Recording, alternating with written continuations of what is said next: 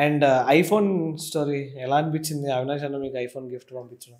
అంటే అవినాష్ నిజంగా చెప్పాలంటే ఆయన ఎవరో నాకు తెలీదండి. హ్మ్. నా బెట్టింగ్ అప్పుడు నేను చేయలేదు. హ్మ్. మాక్సిమల్‌గా ఆయనకు నచ్చి నాకు కాల్ చేశాడు. హ్మ్. ఇన్‌స్టాగ్రామ్‌లో మెసేజ్ చేశాడు ఫస్ట్. హ్మ్. నేను నంబర్ పంపించు అని పెట్టాడు. హ్మ్. నేను ఎవరు తెలుసా నీకు అన్నాడు. నాకు తెలవదండి అంటే, నా డీపీ పంపిస్తాను చూడంటే, మీరండి చెప్పాడంటే, బెట్టింగ్ యాప్‌లు ఎందుకు చేయలేవు డబ్బులిస్తానంటే అన్నాడు. హ్మ్. నేను ఇట్లా పాపం సొమ్ము తీసుకోను సార్. నాకు అలాంటివి బెట్టింగ్ యాప్‌లు చేయడము, 30,00,000, ₹1,00,00,000 ఇస్తుంటే నేను తీసుకోను సార్ అలాంటివి. పాపం సొమ్ము నాకొద్దు.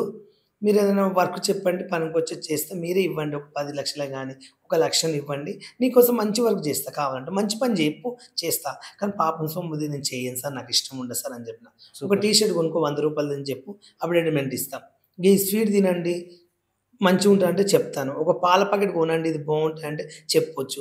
అట్లా మందిని మోసం చేసి లక్షకు ₹1,00,00,000 వస్తాయంటే వాడు ₹1,00,000 తెచ్చి ఆ గేమ్‌లేస్తే ఉన్నయి 1,00,000 పోతే అప్పుడు నన్ను తిట్టుకునేది. హ్మ్. ఎందుకని అలాంటి పాపం చేయనంటే నీకు ఏం కావాలన్నాడు. నాకది నీదొక వీడియో విన్నా నీకు ఐఫోన్ వాడాలి లైఫ్‌లో నీకు గోల్ అని ఉంది కదా అబ్బా! అంటే అవును సార్ నాకు ఓన్‌గా ఐఫోన్ కొనుక్కోవాలని ఉంది.